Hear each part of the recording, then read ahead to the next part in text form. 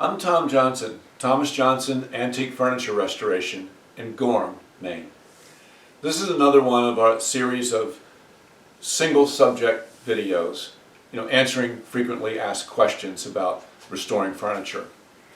And we're going to talk about abrasives, in other words, how you get your new wood or your repaired wood to the appropriate texture and smoothness for the job. There's a lot of ways to shape wood. And you've seen me use saws, chisels, and hand planes, but you get to the point in every project where then you go to abrasives. A good tool for shaping is a rasp. You might think of it as a file, only when it's for wood it's called a rasp. And they come in all different levels of aggressiveness. This is one with a very, very aggressive teeth. These two are what's called cabinet rasps. They're a little bit finer. And then you have the Nicholson 49 and 50, which are hand-cut rasps. They give a really random, really fine, relatively smooth surface. And rasps also can come in little shapes like this, all different shapes and levels of aggressiveness. So after shaping something with a rasp, you might then move to a scraper. This scraper set has lots of different shapes, concave, convex, and pointed, rounded shapes to further smooth out whatever it is you're shaping or forming with the wood. And of course, the most common type of scrapers that people are familiar with are hook scrapers, like this one. And it's made for flat surfaces. So I use it a lot for cleaning off glue, or you might use it for paint removal. But that's the most common kind of scraper. In any furniture making or cabinet shop, though, you have a whole new set of scrapers that you may not be familiar with. The most basic scraper is called a card scraper or a cabinet scraper. You sharpen this edge very square and sharp, and then you roll over using a chisel a hook, and it forms a hook. You bend it in your hand, and you can scrape away wood. You can scrape away a lot of wood with this.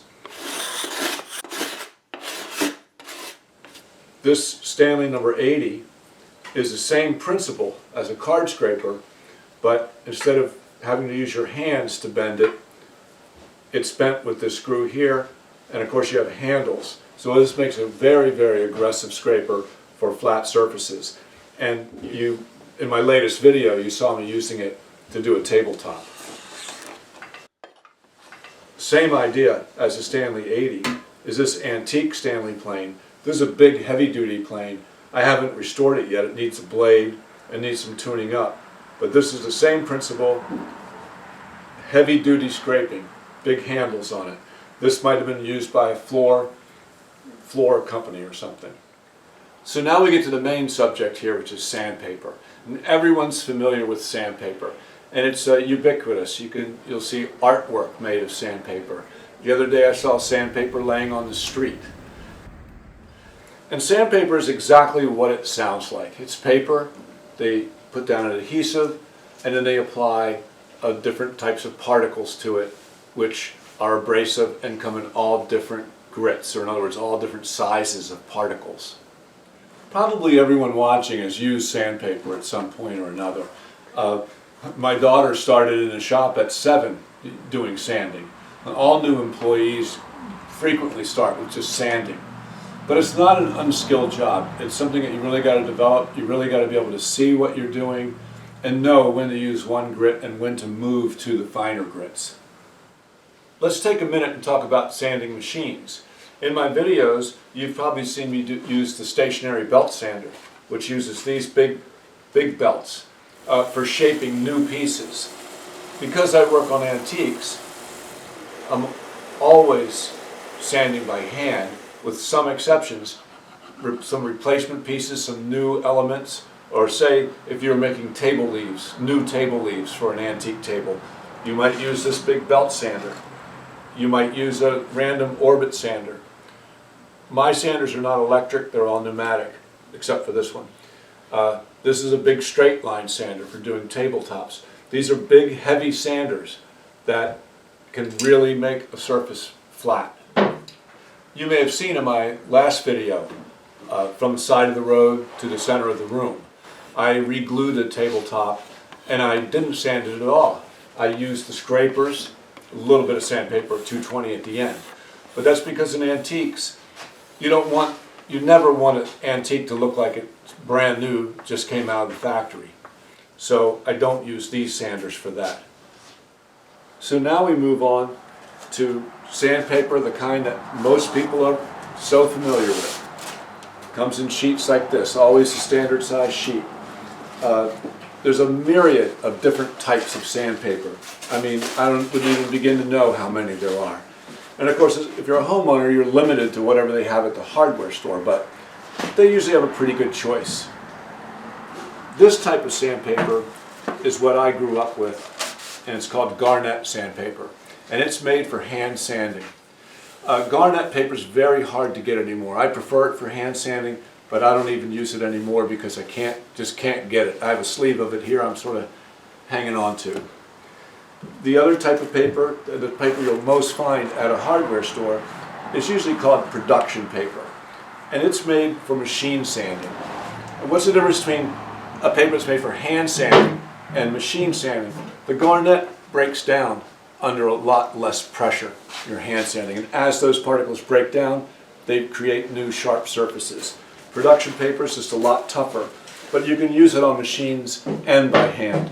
So it's a good type of sandpaper to have. This is probably silicone carbide or something like that. And the grits that I use are 60 grit, very, very aggressive, very large particles. I use 100 grit, and that's sort of like the most common. Some shops use 120, I use 100. After 100, we use 150. So they're getting finer and finer, and you can just touch it and tell how fine it is. And then usually, not always, depends on what you're doing, you'll go with 220, which is super fine paper. And I never ever sand wood finer than 220, because at that point, you're probably burnishing it, and the finish and stain won't take as well. And no talk about sandpaper would be complete without talking about sanding blocks. This is the standard kind of sanding block, been around since I was a kid. Now, why would you use a sanding block? Well, when you're working on tops or any flat surface, you don't want to ever sand like with your finger and make a groove or make an indentation. You always want to go over a much wider area. Take it down, but keep it flat, keep it level. I really like these small black sanding blocks. You'll see me using these a lot in my videos. They really fit my hand well, and when I'm doing small repairs, I can go over a little bit larger area, make sure I don't dish out and make a groove where the repair is. This is a nice soft sanding block, can come in handy sometimes. I got this at a auto body paint store. And I also got these contour sanding blocks. They really come in handy for doing curved surfaces or moldings and things like that. They're different shapes and the sandpaper can fit right around there. And of course, dust masks. Always wear a dust mask when you're sanding. Even if I'm not always doing it in my videos, it's because I have to talk. But I usually almost always wear a dust mask. Now, also on my bench here, I have this free cut gold and I have this black wet or dry paper. And those are used for finishing, and that'll be the subject of an upcoming video. So once you familiarize yourself with these tools and use of this sandpaper, I'm sure your project will come out looking pretty good. So if you like this video, like and subscribe, hit that little bell icon so you get notified of future videos, and thanks for watching.